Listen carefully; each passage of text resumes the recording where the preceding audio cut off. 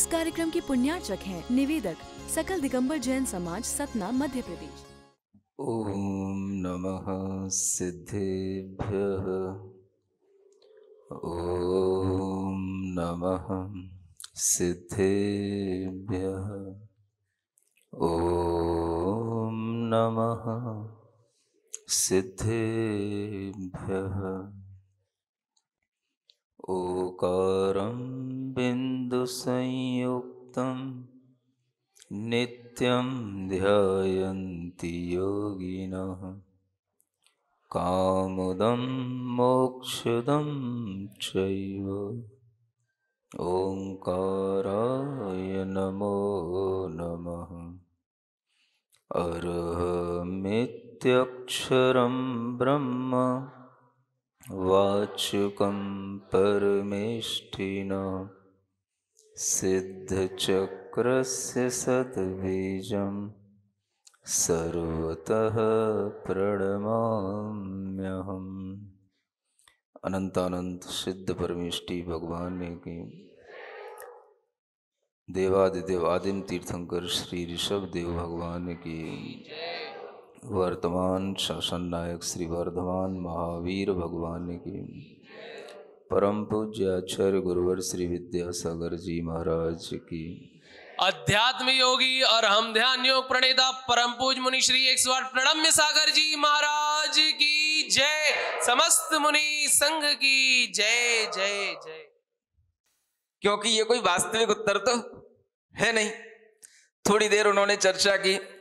चर्चा करने के बाद में फिर उन्होंने दोबारा पूछा, महाराज जी आप सही सही तो बताओ, ये तो आपने हास्य में डाल दिया। आपको वैराग्य हुआ कैसे? आपको वैराग्य होने का कारण क्या है, मैं जानना चाहता हूं। तो फिर आचार्य श्री कहते हैं, तुम जैसे लोगों के चेहरों को देख करके मुझे वैराग्य हो गया। मतलब तुम जैसे पढ़े लिखे लोग, अच्छी उम्र के लोग, घर में अच्छे ढंग से रहने वाले लोग भी दुखी दिखाई देते हैं, चिंतित दिखाई देते हैं। संसार का हर प्राणी मुझे परेशान दिखाई देता है, इसलिए उन्हें देख करके मुझे वैराग्य हो गया। दूसरी बार उन्होंने ये उत्तर दे दिया। पंडित जी का समय पूरा हो गया, पंडित जी चले गए।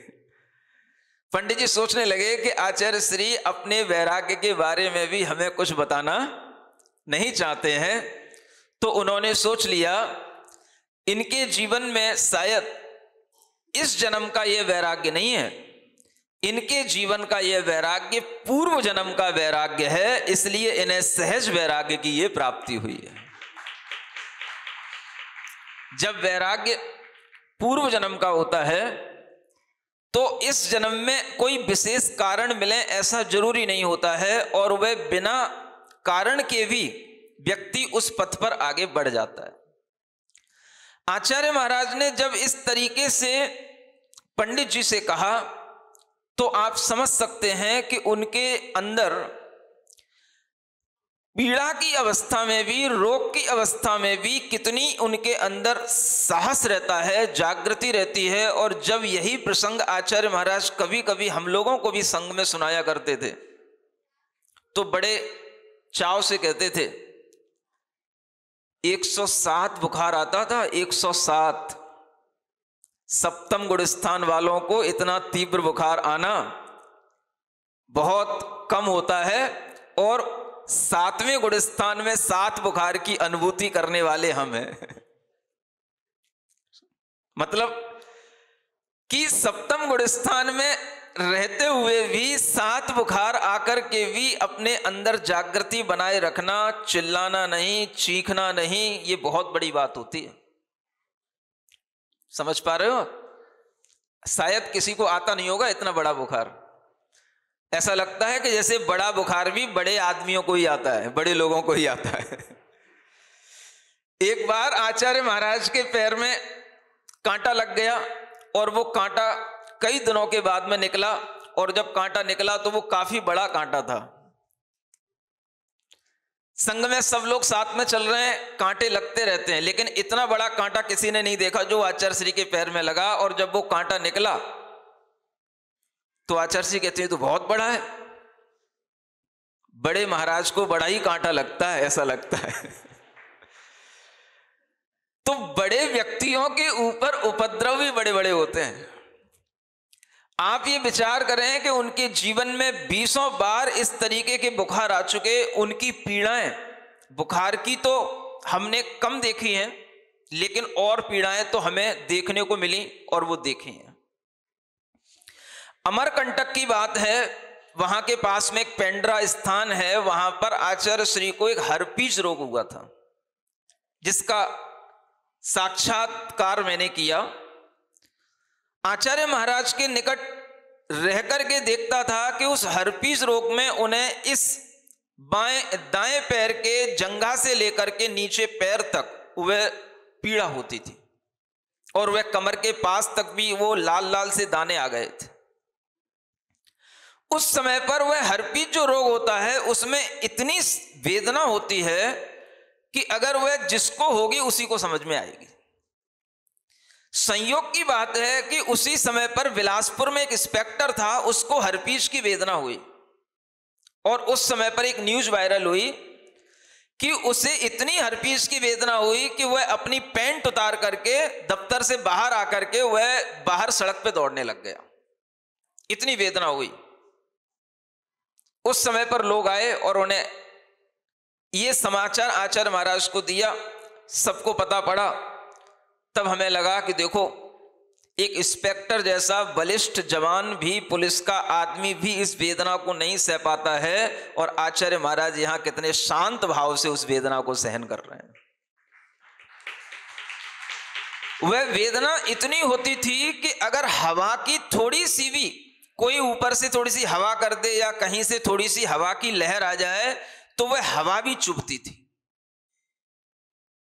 आचार्य महाराज ने अपने उस वेदना के समय पर एक वाक्य बोला था हम लोगों के समक्ष। ये सुना है, नरकों में हजारों बिच्छू काटते हैं, लेकिन आज हमें समझ में आ रहा है कि नरकों में हजारों बिच्छू काटते हैं तो कैसी वेदना होती होगी, ये आज हमें अनुभूति हो रही है। आप सोचें, वेदना के प्रसंग में भी वो हमें ऐसा ज्ञान देते हैं, और शांत भाव से ऐसा ज्ञान दे रहे हैं।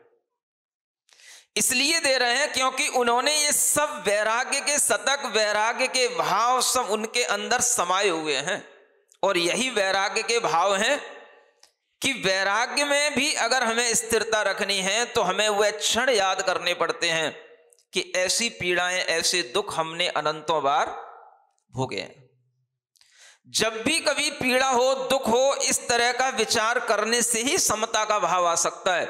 इसलिए ये वैराग्य शतक में हमें बार बार कहा जा रहा है, अगर आपको नरक की जैसी वेदना हो तो नरक की पीड़ा याद कर लो, त्रियंचों जैसी वेदना हो तो त्रियंचों की पीड़ा याद कर लो, मनुष्यों की वेदना हो तो मनुष्यों की पीड़ा याद कर लो। कोई भी पीड़ा अगर तुम पुरानी याद करोगे और उसको स्मरण करके शांत भाव रखोगे, तभी ये वर्तमान की पीड़ा आपकी बिना बंद किए हुए, बिना कर्म बंद के आपके अंदर से बाहर निकलेगी। समता का भाव अगर आएगा तो कैसे आएगा? इन्हीं प्रसंगों को याद करने से आएगा। आचार्य महाराज के प्रसंगों को भी अगर हम ध्यान में रखें कि उन्होंने अपने समय में कितने कितनी पीड़ाएं सहन की। जब वह हर्पीस का रोग हुआ तो उस समय पर वहां पर आसपास अमरकंटक था, जड़ी बूटियों का वहां पर बहुत ही प्रचार चलता है। अनेक लोग वहां पर इस प्रकार के आते हैं कि जो जड़ी बूटी के विषय में विशेष रूप से जानते हैं। एक व्यक्ति आया हाथ में एक लकड़ी को लिए हुए और कहने लगा कि महाराज, अगर हम ये लकड़ी बस एक बार हम उस स्थान पर फेर दें तो सारी पीड़ा दूर हो जाएगी। और ये बात उसने आचार्य से नहीं कही, जो हम लोग बाहर रहते थे हम लोगों से कही। हम थे उस समय मुनि श्री प्रसाद सागर जी महाराज थे, जिनका आज दीक्षा दिवस भी है, ये भी आपको याद रखना चाहिए। मुनि श्री प्रशांत सागर जी महाराज जिनकी समाधि हो गई है, उनका दीक्षा दिवस भी आज के ही दिन है। ऐसे अनेक मुनि महाराज आज भी जो दीक्षा दिवस जिनका है, अपूर्व सागर महाराज थे, उनकी भी समाधि हो गई। आज भी निर्णय सागर जी महाराज हैं, एक प्रबुद्ध सागर महाराज हैं, एक विनीत सागर जी महाराज हैं। इन सबका दीक्षा दिवस भी आज का ही दीक्षा दिवस है। ऐसे अनेक मुनि महाराजों का दीक्षा दिवस भी है आज। और ये मुनि महाराज जगह जगह पर अपने चातुर्मास कर रहे हैं, जगह जगह पर अपनी धर्म साधना कर रहे हैं। मुनि श्री विनीत सागर जी महाराज को भी अगर आप देखोगे तो देखोगे कि महाराज की हड्डी पसली बिल्कुल सब तुम्हें बाहर दिखेगी। कभी देखा है? अरे भाई यहाँ तो चतुर्मास हुआ है, हमने सुना है। हाँ, अरे वाह। तो ऐसे मुनि महाराज और उनके साथ में रहने वाले मुनि महाराज हैं चंद्रप्रभ सागर महाराज।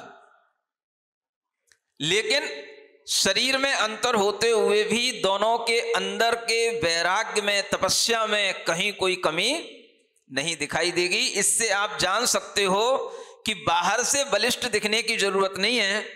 भीतर का साहस, भीतर की जो आत्मशक्ति होती है, उसके कारण से ही व्यक्ति तप के मार्ग पर, त्याग के मार्ग पर आगे चल पाता है। आज वह चंद्रप्रभ सागर महाराज, मुनि श्री प्रसाद सागर जी महाराज आचार्य महाराज के निकट हैं, उनके चरण सानिध्य में हैं और उनके भी उस दीक्षा दिवस की मंगल भावना उन तक प्रेषित हो जाए। इसलिए बोलिए मुनि श्री प्रसाद सागर जी महाराज की, मुनि श्री विनीत सागर जी महाराज की।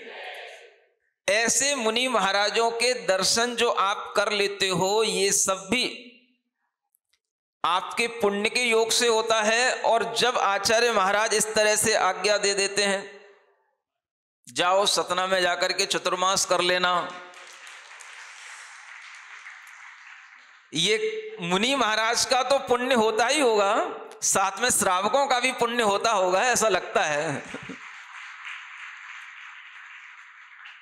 जब इस तरह से प्रसंग बनते हैं तो वो प्रसंग याद आते हैं कि जब मुनि श्री प्रसाद सागर जी थे, हम थे उस समय पर आचार्य महाराज के निकट में, और वो व्यक्ति आया, हम लोगों से कहने लगा, महाराज एक बार मुझे आचार्य श्री की उस स्थान पर लकड़ी फेर लेने दो, जड़ी बूटी है, बिल्कुल ठीक हो जाएंगे। बस एक बार थोड़ी सी लकड़ी फेरने का दर्द होगा, लेकिन मैं एक बार फेर दूंगा तो मुझे विश्वास है ठीक हो जाएंगे।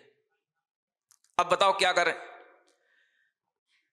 हम लोग चिंता में पड़े कि आचार्य महाराज को हवा तक भी सहन नहीं हो रही है और ये लकड़ी घुमाना चाह रहा है उनके शरीर पे। उनसे पूछेंगे तो वो कभी हाँ नहीं करेंगे, और हम लोगों को चिंता होती है कि अगर ये विश्वास से कह रहा है ठीक हो सकता है तो शायद ठीक हो जाए, एक बार करा के देख लेते हैं। सुन रहे हो? क्या करें? ऐसे निर्णय कभी कभी लेने पड़ते हैं।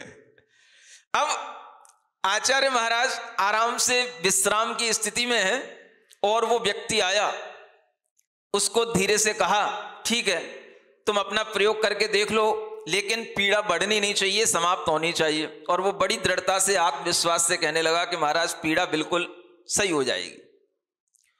उस व्यक्ति ने, वो एक लकड़ी थी अच्छी मोटी, और उसने महाराज की, आचार्य श्री की यहां कमर से लेकर के इस तरीके से उसने कसके घसीटी कि वह घसीटते हुए नीचे पैर के अंगूठे तक लाया। और आचार्य महाराज उस समय पर क्या कहें, इतनी वेदना में उन्होंने उसको सहन किया, लेकिन फिर भी उन्होंने उफ नहीं किया।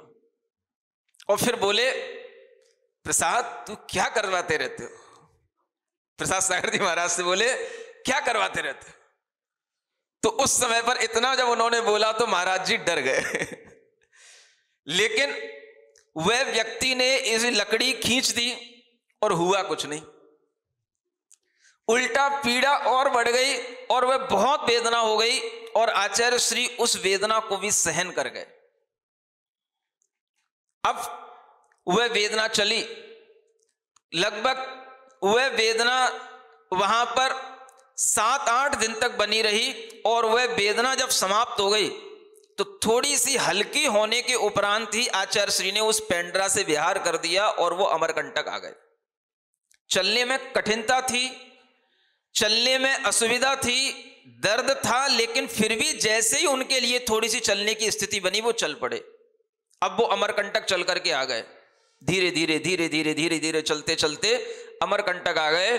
और अमरकंटक में आने के बाद में उस समय पर कहते हैं प्रवचन हुआ, थोड़ी देर बैठ गए और बोले, तो उस समय पर कहते हैं ये अमरकंटक का पहाड़ पैर क्या चढ़ते, इरादों ने चढ़ा है। इतना उनका मजबूत इरादा रहता है। जब आचार्य महाराज को उस समय पर पेंड्रा में पीड़ा हुई तो मैंने देखा एक रात वह बिल्कुल भी नहीं सोए और बस लेटे रहते थे। और उस लेटने की स्थिति में जब वह कोई भी अपना प्रतिक्रमण है, सामायिक है, सब बराबर स्वाध्याय है, सब बराबर मन ही मन करते रहते थे। स्वयंभू भी आचार्य श्री रोजाना पढ़ते थे। और उस दिन जब सुबह सुबह स्वयंभू पढ़ने का समय हुआ तो आचार्य महाराज के निकट हम बैठे थे। हमने कहा आचार्य श्री आज स्वयंभू हम सुना दें? तो आचार्य श्री कहते नहीं, आवाज भी चुभ रही है। मतलब उन्हें इतनी वेदना थी, किसी का बोलना भी उन्हें चुभ रहा था। कोई बात नहीं, फिर थोड़ी देर वो उसी स्थिति में रहे। फिर उन्होंने आंख खोली, देखा मेरी ओर, तो मैं समझ गया, जैसे अभी इशारा समझ गया था भैया ना, ऐसे ही मैं आचार्य श्री का इशारा समझ गया। और फिर उस समय पर हमने धीरे धीरे, बहुत धीमे धीमे, जितना कि वह सहन कर सकें उतनी शांति के साथ में पहली बार हमने आचार्य श्री को स्वयंभू स्तोत्र सुनाया होगा, जो जिंदगी भर हम उनसे सुनते रहे। आप सोचें कि जब आचार्य श्री पेंड्रा से अमरकंटक पहुंच गए और वहां पहुंचने के उपरांत अगले ही दिन उनके केसलोच का समय हो गया था। उस पीड़ा में विहार करने के उपरांत भी उन्होंने अगले दिन केसलोच कर लिया। सब मुनि महाराज कहते रह गए आचार्य श्री ये केसलोच थोड़ा बाद में भी हो सकता है, क्योंकि एक दिन बाद चातुर्मास की स्थापना होनी है, और जब चातुर्मास की स्थापना एक दिन बाद होगी तो फिर उपवास फिर होना है। और वह उस समय पर पीड़ा उनको पूरी थी, लेकिन उन्होंने अपनी दृढ़ता से उस समय पर केसलोच किया, केसलोच की पारणा की, और पारणा के उपरांत अगले दिन फिर चातुर्मास की स्थापना का फिर एक उपवास कर लिया। और इतना उन्होंने परिसय सहन करते हुए भी अपने मन के अंदर अपने किसी भी तरह की आवश्यकों में कोई कमी नहीं लाई। ये साहस, इसे कहते हैं आत्मबल। हम कभी आचार्य महाराज के इन प्रसंगों से आत्मबल लाने की कोशिश क्यों नहीं करते हैं? जब हमारे सामने दुख आते हैं तो हम अपने इन महापुरुषों के चरित्रों से कुछ सीखते क्यों नहीं है? हम केवल पूजा करने में और केवल जो है उनकी आरती उतारने में ही अपना धर्म ध्यान समझ लेते हैं। लेकिन अगर हम इस तरह के प्रसंगों को सुनकर के अपने अंदर एक आत्मबल बढ़ाएं, आत्म साधना बढ़ाएं, तो शायद ये आचार्य महाराज की सच्ची उपासना होगी, ये आचार्य महाराज के प्रति सच्ची श्रद्धा होगी। अगर हम उन्हें अपना आदर्श मानते हैं तो उनके इन प्रसंगों को ध्यान में रख करके हमारे अंदर ये साहस आना चाहिए कि हम भी कठिन परिस्थितियों में इसी तरह से आचार्य परमेष्ठी को याद करके, उनके गुणों का स्मरण करके हम इस तरह से अपने दुखों को दूर कर पाएं। यही हमें इस वैराग्य शतक में सिखाया जा रहा है। आपको आचार्य श्री के गुणों का स्मरण अगर होता है तो केवल एक पूजा के माध्यम से ही होता है, और किसी माध्यम से नहीं होता। आपसे कहा था कि ये अनासक्त महायोगी एक ग्रंथ है जो प्राकृत में, संस्कृत में, हिंदी में, तीनों भाषा में लिखा हुआ है।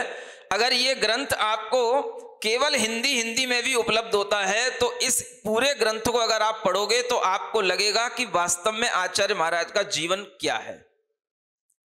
बिल्कुल ईसा की शताब्दियों के माध्यम से ऐतिहासिक व्याख्यानों की तरह, और हर तरह के प्रसंगों में उनके भीतरी गुणों को अभिव्यक्त करते हुए ये अनासक्त योगी ये ग्रंथ लिखा हुआ है। और हम चाहते हैं कि अगर आपकी आचार्य श्री पर वास्तविक श्रद्धा है तो इस ग्रंथ को आप एक बार अवश्य पढ़ो, और अगर ये ग्रंथ आप एक बार पढ़ेंगे तो हम चाहते हैं कि इस ग्रंथ की एक बार इस तरह से आपके माध्यम से अध्ययन होना चाहिए, हर व्यक्ति के माध्यम से वह ग्रंथ पढ़ने में आना चाहिए। ये जितने भी कुर्सी पे तोड़ने वाले लोग जो कुर्सियां तोड़ते रहते हैं, इन्हें भी आचार्य श्री का यह अनासक्त महायोगी ग्रंथ पढ़ना चाहिए और आगे आने वाले दिनों में इसकी एक परीक्षा लेने का भाव है और सब लोगों को उसकी परीक्षा देनी चाहिए। तो आप थोड़ा सा पढ़ने की कोशिश करो। बच्चा, बूढ़ा, वृद्ध, अभी ये अनाउंस हुआ था कि ये परीक्षा होगी, लेकिन परीक्षा का समय बहुत कम था और वो परीक्षा शायद 2 दिन में तो आप दे ही नहीं सकते। अब आप ये बताओ, आपका मन है कि नहीं आगे इस तरह का कोई अच्छा काम करने का? अब तो सब परीक्षा हो गई, हाईकू भी परीक्षा हो चुकी होगी और जो परीक्षाएं होनी थी सब हो गई। आगे आने वाले दिनों में आज से लगभग, आज कितनी तारीख है? 28। बोलो कितने दिन का टाइम आपको दिया जाए? अगर आगे आने वाले दिनों में 8-10 दिन बाद भी आप यह परीक्षा देने का मन बनाएं तो एक बहुत अच्छे स्तर पर यह सतना में काम होना चाहिए। ऐसा नहीं है 10, 20, 50, 60 महिलाएं आकर के बैठ गई और परीक्षा हो जाए। पुरुषों को भी उसमें भाग लेना चाहिए, बच्चों को भाग लेना चाहिए। बताओ कब करना है परीक्षा? बोलो है?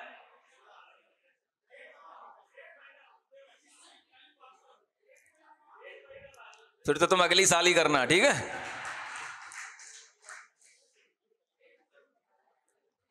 हमें आचार्य महाराज के ये सारे के सारे प्रसंग इस ग्रंथ में लिखे हुए मिलेंगे। जैसे मैं बोल रहा हूं ऐसा ही लिखा हुआ आपको सारे प्रसंग, सारे संस्मरण आपको इसमें लिखे हुए मिलेंगे। आप एक बार उनका चरित्र पूरी बखूबी से पढ़ो। तो आज तक अगर आपने कुछ पढ़ा होगा तो विद्याधर से विद्यासागर, वो एक बहुत पहले किताब निकली थी जिसमें आचार्य श्री के जन्म के बारे में तो था, लेकिन उनके जीवन चरित्र के बारे में नहीं था कि उन्होंने अपने पूरे जीवन काल में किस किस तरह से ज्ञान की, तप की और संग की वृद्धि की साधना की है। ये सब आपको इस ग्रंथ में लिखा मिलेगा। इसलिए आप इस ग्रंथ को ऑनलाइन फाइल से भी पढ़ सकते हैं और अगर आपको सुविधा हो तो आपके लिए एक बड़ी किताब है और एक छोटी किताब है। 2 तरह की किताबें हैं। छोटी किताब अभी कम उपलब्ध है, लेकिन बड़ी किताब उपलब्ध है, उससे भी आप इसको अध्ययन में ला सकते हैं। और अगर आप चाहो तो दीपावली के 1 दिन पहले, क्या नहीं हो सकेगा? क्या करना है बोलो? दीपावली के बाद कौन सी तारीख आएगी? दीपावली किस तारीख की है? 18। आज तो 28, 29 तारीख है ना? 12 तारीख। 12 तारीख की है तो कितनी तारीख? 13 तारीख को रखा जाए। फिर मतलब क्या है? अगर हम तुम्हारे हिसाब से चलेंगे तो कभी नहीं चल पाएंगे। समझ आ रहा है? नहीं, कुछ करने के 20 बहाने होते हैं और जिसको कुछ करना होता है वह सब कर लेता है। इसलिए आप लोग 13 तारीख को अपना मन बना करके रखें। 13 तारीख को इसकी परीक्षा आप सभी लोगों को देना है। समझ आ रहा है ना? 12 तारीख की दीपावली करने के बाद अगले दिन क्या दिक्कत है?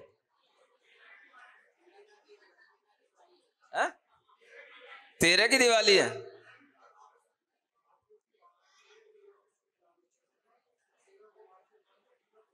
तेरह को मार्केट बंद रहता है, सब खाली रहेगा। दोपहर में आकर के अच्छे से यहां परीक्षा दो, क्या दिक्कत है?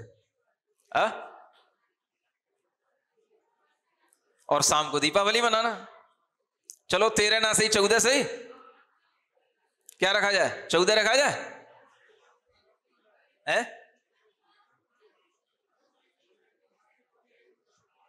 चलो जो भी हो, 14 तारीख को ध्यान में रखते हैं। 14 तारीख को आप ये परीक्षा देना, ठीक है ना? चलिए, हम चाहते हैं कि जैसे कल आपने भगवान के 1008 गुणों का स्मरण किया था, ऐसे ही आचार्य महाराज के आज 108 गुणों का स्मरण करें। और ये 108 गुण भी इस अनासक्त योगी, इस महाकाव्य की इस ग्रंथ में लिखे हुए हैं, ठीक है ना? समय हो रहा है, हो जाने दो थोड़ा सा, कोई बात नहीं। चलिए, क्या है आपके पास में? अगर हाथ में कुछ हो तो ठीक है, नहीं है तो कुछ स्वाहा तो बोल ही सकते हो, है ना। यहां पर आचार्य श्री के 108 गुण लिखे हैं। आचार्य महाराज श्रेष्ठ पुण्य वाले महात्मा हैं, है ना, इसलिए उनको एक सुपुण्यालु नाम से कहा गया है। ओम ह्रीम अरहम सुपुण्यालु आचार्य परमेष्टि श्री विद्यासागराय नमः। ओम ह्रीम अरहम कृपालु आचार्य परमेष्टि श्री विद्यासागराय नमः। ओम ह्रीम अरहम करुणालु आचार्य परमेष्टि श्री विद्यासागराय नमः। आचार्य महाराज की एक विशेषता है कि वह कभी थूकते नहीं है, इसलिए उनको अनिष्ठ्यूत इसमें कहा गया है। ओम ह्रीम अरहम अनिष्ठ्यूत गुणधारक आचार्य श्री विद्यासागराय नमः। ओम ह्रीम अप्रमत्त गुणधारक आचार्य श्री विद्यासागराय नमः। आचार्य महाराज की एक विशेषता है कि वह कभी किसी की निंदा नहीं करते हैं। समझ में आ रहा है आपको? ये विशेषताएं ध्यान रखना, आप कभी किसी की बुराई नहीं करते हैं। ओम ह्रीम अरहम विनिंदक गुणधारक आचार्य श्री विद्यासागराय नमः। ओम ह्रीम अरहम अपार धी धारक आचार्य श्री विद्यासागराय नमः। ओम ह्रीम अरहम गुणाधार आचार्य श्री विद्यासागराय नमः। ओम ह्रीम अरहम गुणज्ञ आचार्य श्री विद्यासागराय नमः। ओम ह्रीम अरहम गुड़ी हृदय सेवित आचार्य श्री विद्यासागराय नमः। ओम ह्रीम अरहम गुणगम्य आचार्य श्री विद्यासागराय नमः। ओम ह्रीम अरहम गुणध्याता आचार्य श्री विद्यासागराय नमः। ओम ह्रीम अरहम गुणज्ञाता आचार्य श्री विद्यासागराय नमः। ओम ह्रीम अरहम गुणाग्रणी आचार्य श्री विद्यासागराय नमः। ओम ह्रीम अरहम सम्यक दर्शन संपन्न आचार्य श्री विद्यासागराय नमः। ओम ह्रीम अरहम सम्यक ज्ञान परायण आचार्य श्री विद्यासागराय नमः। ओम ह्रीम अरहम सम्यक चारित्र गंभीर गुणधारक आचार्य श्री विद्यासागराय नमः। ओम ह्रीम अरहम सम्यक तपः प्रसादक आचार्य श्री विद्यासागराय नमः। ओम ह्रीम आधारवान गुणधारक आचार्य श्री विद्यासागराय नमः। ओम ह्रीम अरहम अनासक्त योगी आचार्य श्री विद्यासागराय नमः। ओम ह्रीम अरहम दोषावपीडक आचार्य श्री विद्यासागराय नमः। ओम ह्रीम अरहम अपायोपाय दर्शी आचार्य श्री विद्यासागराय नमः। ओम ह्रीम अरहम निष्पीत शिष्य दोषक आचार्य श्री विद्यासागराय नमः। ओम ह्रीम अरहम संव्यवहारवान आचार्य श्री विद्यासागराय नमः। ओम ह्रीम अरहम आज्ञा प्रदान सुविचारक आचार्य श्री विद्यासागराय नमः। ये गुण इसलिए लिखा है कि आचार्य श्री जब भी कभी किसी को आज्ञा देते हैं तो उससे पहले बहुत विचार करते हैं, उसके बाद में किसी के लिए कोई आज्ञा या आदेश देते हैं। इसलिए आज्ञा प्रदान सुविचारक ये गुण उनके लिए बैठता है। ओम ह्रीम अरहम शुद्धोपयोग सम्मुख्य आचार्य श्री विद्यासागराय नमः। ओम ह्रीम अरहम शुद्धात्म ध्यान प्रेरक आचार्य श्री विद्यासागराय नमः। ओम ह्रीम अरहम आचार्य श्री कभी भी दीवाल आदि से टिक करके कोई भी अपनी आवश्यक क्रियाएं नहीं करते हैं, ये उनकी विशेषता है। इसलिए यहाँ पर लिखा है ओम ह्रीम अरहम भित्यादि सुनिरालंब गुणधारक आचार्य श्री विद्यासागराय नमः। ओम ह्रीम अरहम लोक ख्याति उपेक्षक गुणधारक आचार्य श्री विद्यासागराय नमः। आचार्य श्री कभी भी बिजली का प्रयोग नहीं करते हैं, इसलिए लिखा है ओम ह्रीम अरहम विद्युत प्रयोग दूरस्थ आचार्य श्री विद्यासागराय नमः। आचार्य श्री हमेशा रात्रि में ध्यान और चिंतन करते हैं, इसलिए ओम ह्रीम अरहम निशा सध्यान चिंतक आचार्य श्री विद्यासागराय नमः। ओम ह्रीम अरहम सर्वावश्यक संपूर्ण गुणधारक आचार्य श्री विद्यासागराय नमः। ओम ह्रीम अरहम सर्वोपाधि विवर्जित आचार्य श्री विद्यासागराय नमः। आचार्य श्री के पास में कोई भी आधुनिक उपकरण लैपटॉप मोबाइल इत्यादि नहीं होते हैं। आज ओम ह्रीम अरहम आधुनिक उपधि दूर गुणधारक आचार्य श्री विद्यासागराय नमः।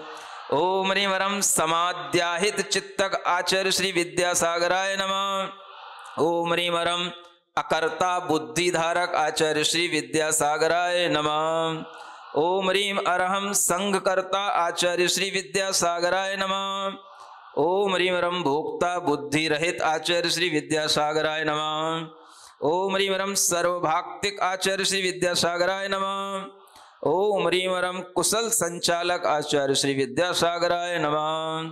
ओम ह्रीं वरम अबद्ध गुणधारक आचार्य श्री विद्यासागराय नमः। ओम ह्रीं वरम अविरुद्ध गुणधारक आचार्य श्री विद्यासागराय नमः। ओम ह्रीं वरम अविरोधक गुणधारक आचार्य श्री विद्यासागराय नमः। ओम ह्रीं वरम आर्या योग्य गुणाचार्य श्री विद्यासागराय नमः। ओम ह्रीं वरम गंभीर गुणधारक आचार्य श्री विद्यासागराय नमः। ओम ह्रीं वरम आचार्य श्री कभी कभी अल्प कौतुक भी करते हैं, ये आचार्यों का एक गुण कहा गया है।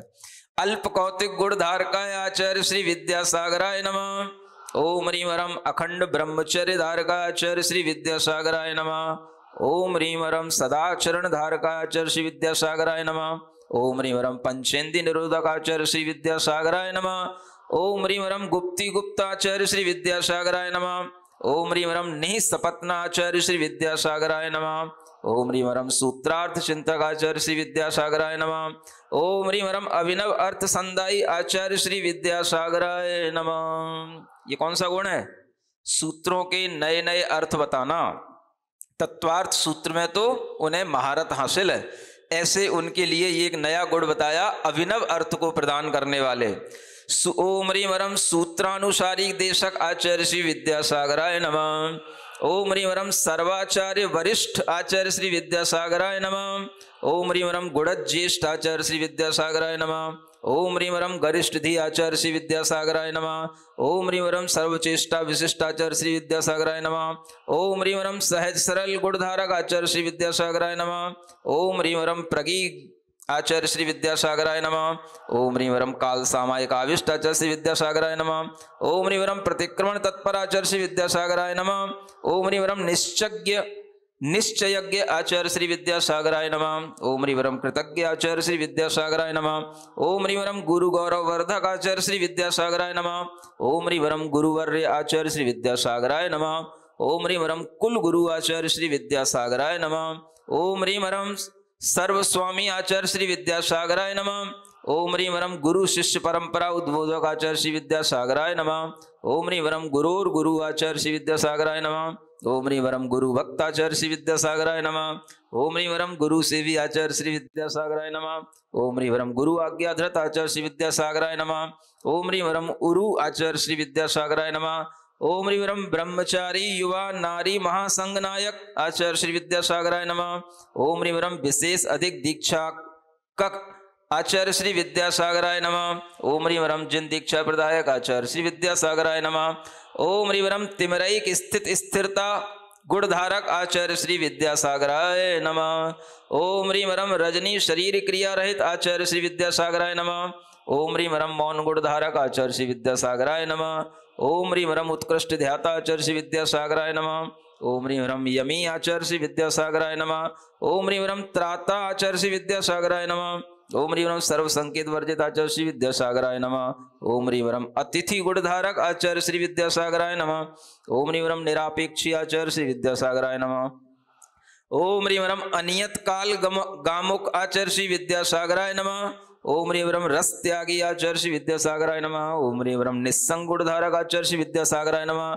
ओम ह्रीं वरम नाम सम्मान वैमुख आचार्य श्री विद्यासागराय नमः। ओम ह्रीं वरम दूरदर्शी आचार्य श्री विद्यासागराय नमः। ओम ह्रीं वरम युगादर्श आचार्य श्री विद्यासागराय नमः। ओम ह्रीं वरम युगश्रवण आचार्य श्री विद्यासागराय नमः। ओम ह्रीं वरम ईशिता आचार्य श्री विद्यासागराय नमः। ओम ह्रीं वरम युग कवि आचार्य श्री विद्यासागराय नमः। ओम ह्रीं वरम स्वयं पंथ आचार्य श्री विद्यासागराय नमः। ओम ह्रीं वरम धर्म चक्र प्रवर्तक आचार्य श्री विद्यासागराय नमः। ओम ह्रीं वरम मनोज्ञ आचार्य श्री विद्यासागराय नमः। ओम ह्रीं वरम अन्य मनोहारी आचार्य श्री विद्यासागराय नमः। ओम ह्रीं वरम कर्म जेता इंद्रिय जेता आचार्य श्री विद्यासागराय नमः। ओम ह्रीं वरम संत शिरोमणि आचार्य श्री विद्यासागराय नमः। ओम ह्रीं वरम महाकांति धारक आचार्य श्री विद्यासागराय नमः। ओम ह्रीं वरम दयामूर्ति आचार्य श्री विद्यासागराय नमः। ओम ह्रीं वरम पशु संपत्ति रक्षक आचार्य श्री विद्यासागराय नमः। ओम ह्रीवरम सर्व प्रदेश शिष्येश आचार्य श्री विद्यासागराय। ओम ह्रीवरम मध्य प्रदेश बिहारक आचार्य श्री विद्यासागराय नमः। ओम ह्रीवरम नारी शक्ति आदरी आचार्य श्री विद्यासागराय नमः। ओम ह्रीवरम जिन तीर्थ रक्षा पर आचार्य श्री विद्यासागराय नमो नमः।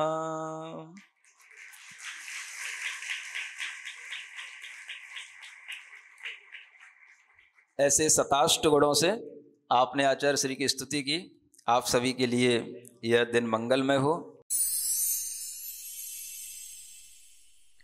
सिरिजिणवाणी जग कल्याणी जग जन मदतम मोहरी जनमण हारी गढ़हर हारी जम जरा भव रोग हरि तिथ्य राणम दिव्य झुणिम जो पढ़ई सुणई मय्ये धारई राणम सौख मणंतम धरिय सासद मोक्ष पदम पावई सासद मोक्ष पदम पावई।